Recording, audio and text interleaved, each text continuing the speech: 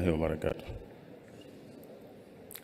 Mesdames et messieurs, j'ai l'immense honneur de vous présenter cette communication sur la culture de la paix et de la tolérance en islam.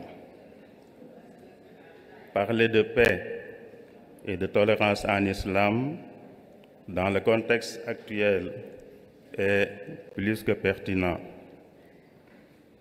Ce contexte, vous le savez, est caractérisé par des conflits, des tensions politiques et des malentendus de tous ordres. Pour parler de ce thème, nous essayons de l'aborder en 3 parties. Premièrement, les bases de la paix et de la tolérance dans les textes fondamentaux de l'islam.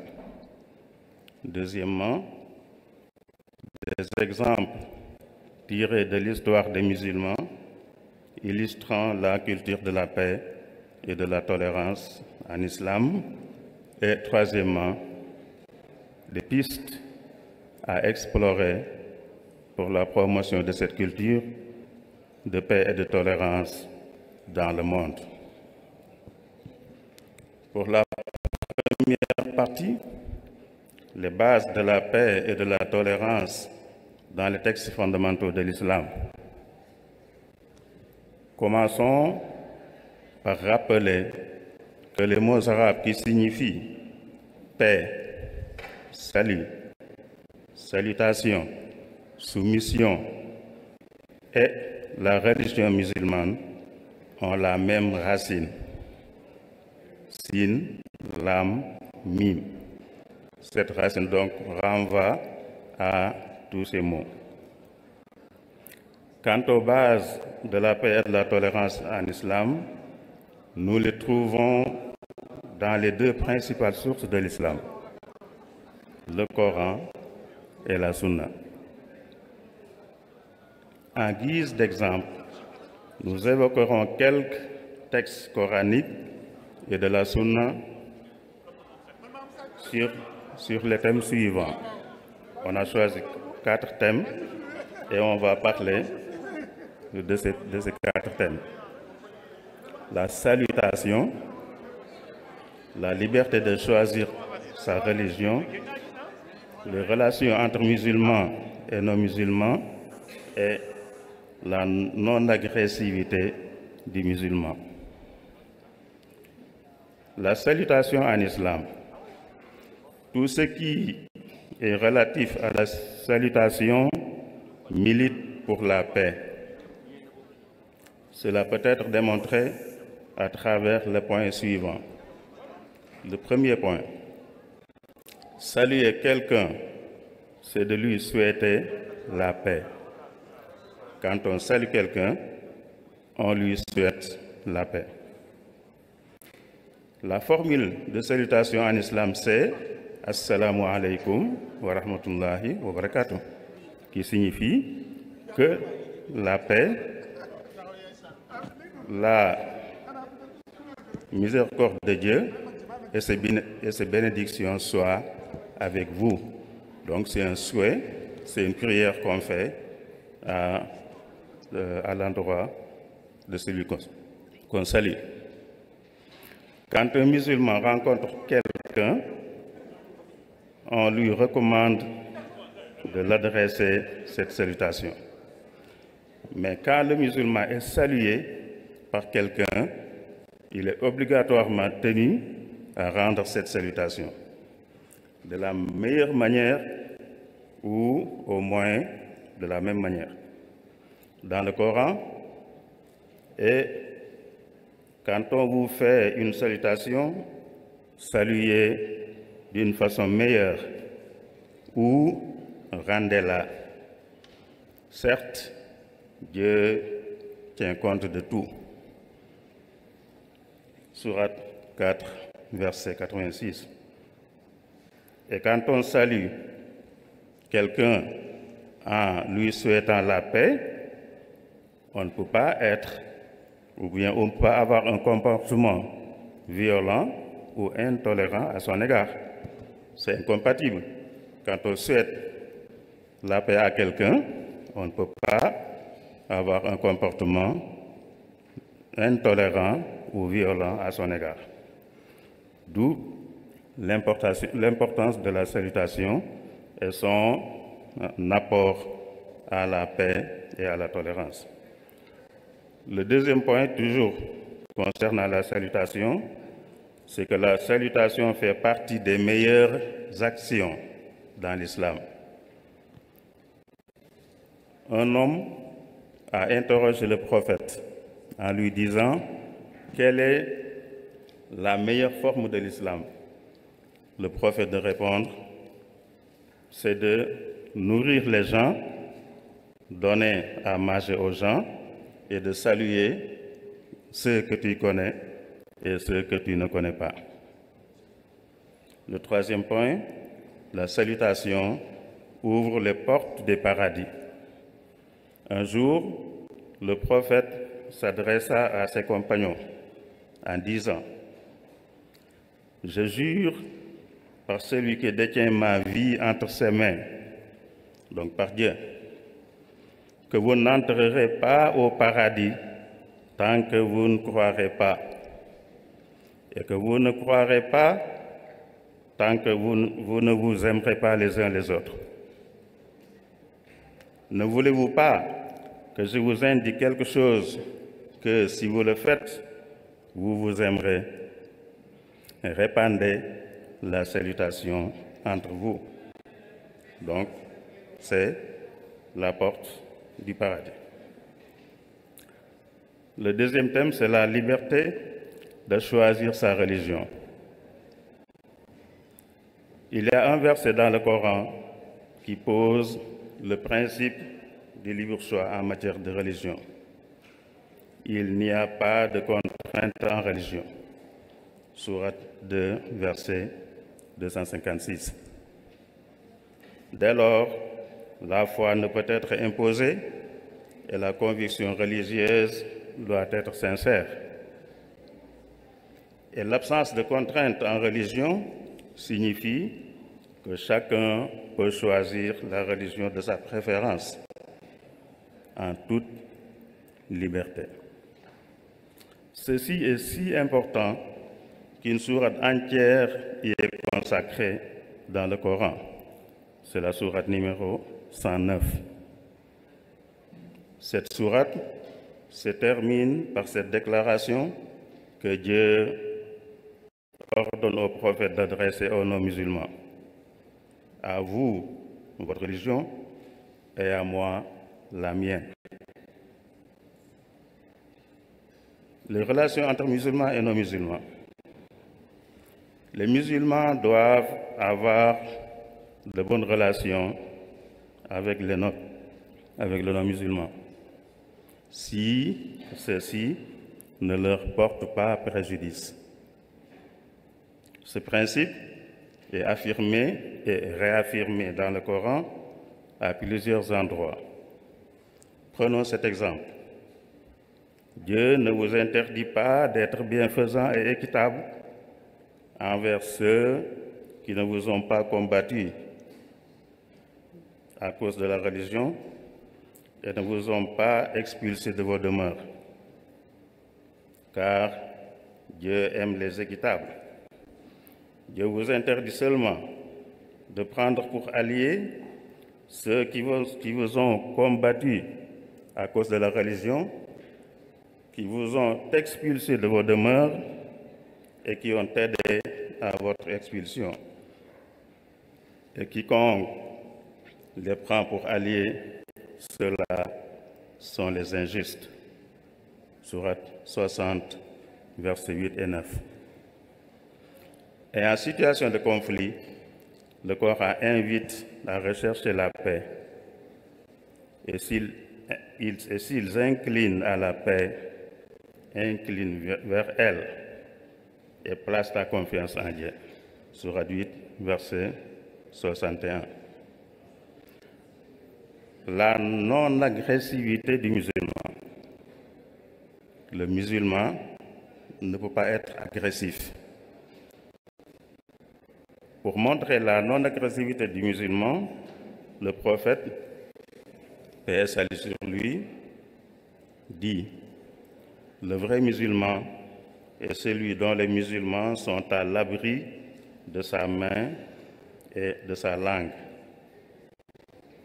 c'est-à-dire de tout mal provenant de ses paroles ou de ses actes. À côté de ce texte, d'innombrables faits tirés de l'histoire de l'islam réaffirment cette réalité. Donc c'est la deuxième partie des faits historiques illustrant la paix et la tolérance dans l'islam. Au-delà des textes, l'histoire de l'islam, dans ses différentes époques, regorge d'exemples concrets de tolérance et de coexistence pacifique. Il suffit ici de donner quelques exemples de la vie du prophète et de quelques autres dirigeants musulmans. Le premier exemple, c'est le pacte de Médine. Le prophète, paix et salut sur lui, a établi dès son installation à Médine en 622 la fameuse Constitution de Médine, qui définit les relations entre les habitants de la cité, musulmans, juifs et païens. Dans ce pacte, nous pouvons notamment relever ces passages. Quiconque parmi les Juifs qui sont avec nous bénéficie du secours et de l'égalité sans être lésé ou opprimé. Les Juifs de Banu Aouf forment une communauté avec les croyants. Ils ont leur religion et les musulmans la leur, ainsi que leurs alliés, à condition qu'il n'y ait ni injustice ni péché.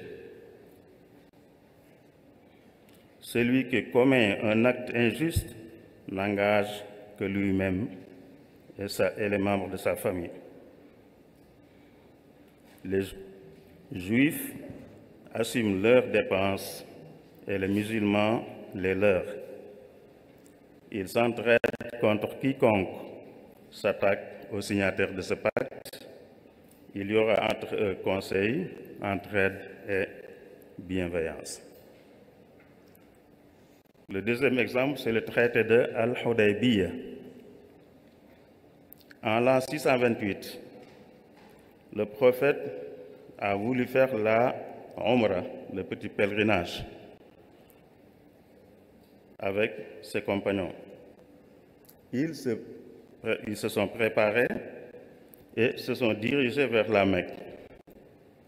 Mais arrivés à Al-Hudaybiyah, à quelques encablures de la Mecque, ils sont confrontés à l'opposition des Quraysh, les habitants de la Mecque.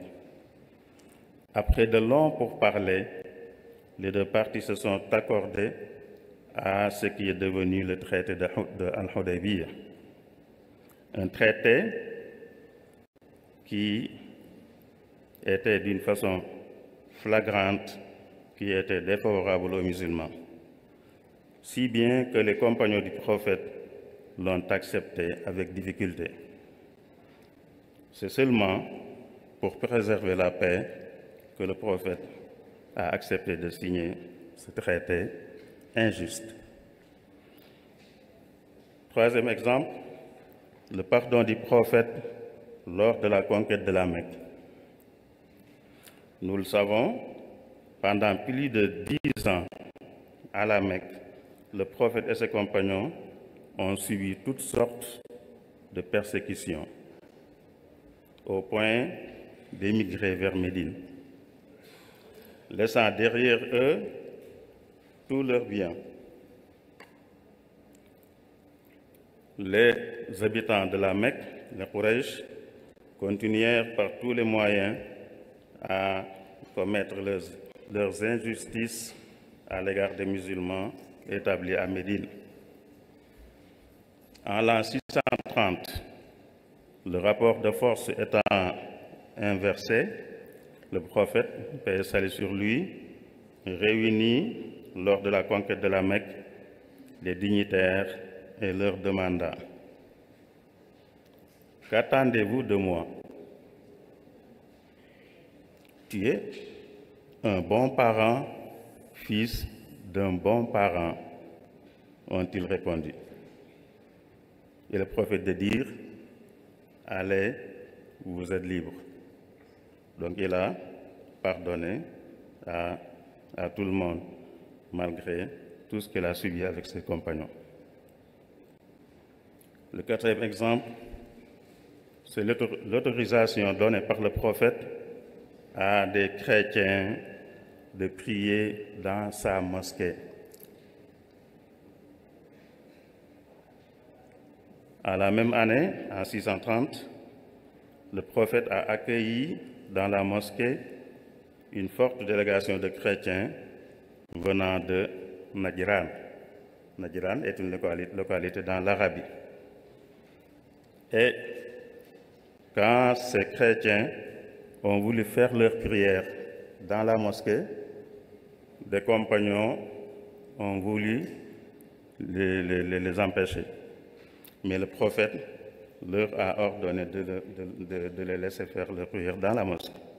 Ça, c'est une marque très forte de tolérance. L'attitude des dirigeants musulmans à l'égard des habitants des pays qu'ils ont conquis.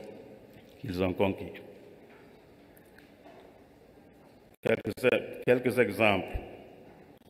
Dans différentes époques, dans des époques différentes, suffisent pour montrer l'ancrage de la culture de tolérance chez les musulmans.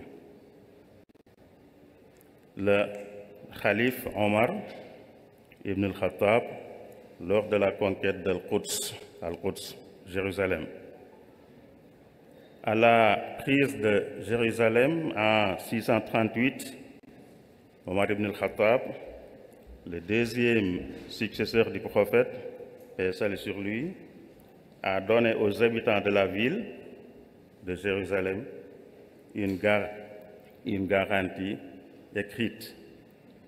Le passage suivant fait partie de celle-ci.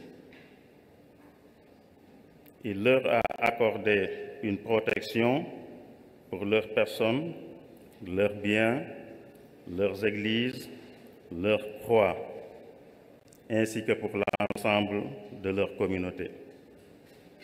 Leurs églises ne seront pas habitées par des musulmans ni détruites. Rien ne sera diminué, ni de leur substance, ni de leur territoire, ni de leur croix, ni d'aucune de leurs possessions.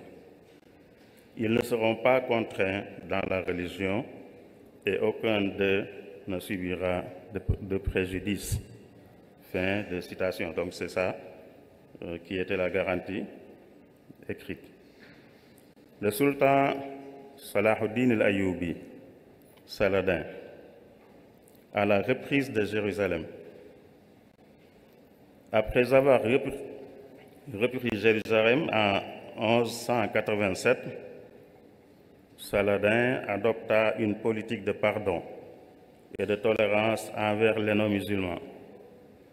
Il permit aux chrétiens de rester dans la ville en tant que minorité protégée et fit preuve d'une remarquable clémence envers ses prisonniers chrétiens, en contraste avec les massacres perpétrés lors de la première croisade. Il a aussi rendu aux Juifs leur droit d'y revenir après avoir été expulsés par les croisés. Donc les croisés avaient expulsé les Juifs. À la reprise, Saladin leur a donné la permission de revenir. Muhammad al-Fatih, on l'appelle Muhammad le conquérant ou le conquéreur, on l'appelle aussi Muhammad II. Lors de la conquête de Constantinople, c'est l'actuel Istanbul. Ici, on cite ce que Thomas Arnold a dit dans son livre The Preaching of Islam. Il nous raconte les premières mesures prises par Mohammed al-Fatih après la conquête de Constantinople en 1453. Il dit, l'une des premières mesures prises par Mohammed II, Mohammed al-Fatih, après la chute de Constantinople et le rétablissement de l'ordre, fut de garantir la loyauté des chrétiens en se proclamant protecteur de l'Église grecque. Il interdit formellement toute persécution des chrétiens et accorda au nouveau patriarche des chrétiens un décret qui lui garantissait ainsi qu'à ses fidèles et à ses évêques subordonnés le droit de jouir des privilèges, ressources et donations dont ils bénéficiaient sous le régime précédent. Cher Ahmadou Bamba et son pardon aux autorités coloniales françaises. Parlons un peu de Cher Ahmadou Bamba pour donner un exemple plus proche de nous, qui a pardonné aux autorités coloniales françaises qui l'ont détenu durant presque la moitié de sa vie dans des conditions pénibles. Pourtant, le rapport de force n'était pas en sa défaveur, à en croire le témoignage de l'éminent Qadi Madiakhaté Kala, qui dit, en parlant des mourides, « Je jure par Dieu que si leur guide les conduisait pour chasser les ennemis du terroir, ils auraient secoué la terre. » Ça, c'est Qadi Madiakhaté Kala qui le dit.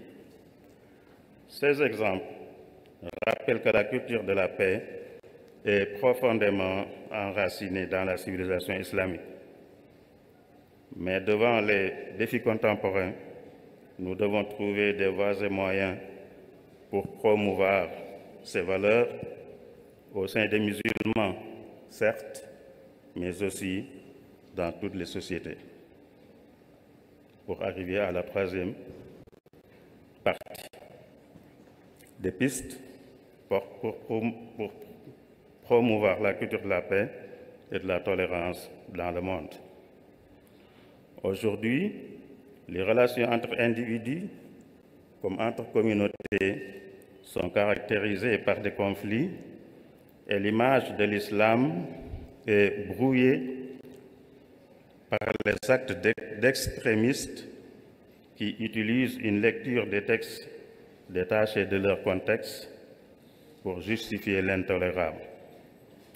D'autre part, il y a des islamophobes dans le monde occidental en particulier qui s'obstinent à taxer l'islam de pires tares: intolérance, terrorisme, barbarie, etc. Il est donc vital de retrouver et de transmettre les vraies valeurs de l'islam de la part des musulmans et de juger l'islam par ce qu'il prône et pas par les actes d'une minorité qui se réclame de lui. Cela passe notamment par l'éducation et le dialogue interreligieux. L'éducation. L'éducation est le principal moyen de transmettre les valeurs. Par le biais de l'éducation, nous pouvons transmettre aux jeunes générations, dès le bas âge, les valeurs de coexistence, de respect, de justice, etc. Le dialogue interreligieux. Le dialogue interreligieux permet aux adeptes de différentes religions de se connaître et d'établir une coopération entre eux. Ce dialogue se passe à travers différentes actions, telles que les rencontres, les discussions, les projets communs avec les autres communautés. Pour conclure, rappelons que la paix et la tolérance sont des valeurs au cœur du message de l'islam. Le Coran, la Sunna et l'histoire de l'islam témoignent d'une tradition profondément humaniste fondée sur la paix, la tolérance et la coexistence pacifique. Face aux défis contemporains, il nous revient à toutes et à tous, musulmans et non musulmans, de combattre les préjugés, de déconstruire les discours de haine et de promouvoir ensemble une culture de respect mutuel. Puisse Dieu nous aider à travers l'éducation, le dialogue et la foi sincère à être les artisans d'un monde plus fraternel et plus paisible. Merci de votre attention et que la paix, la miséricorde de Dieu et ses bénédictions soient avec vous.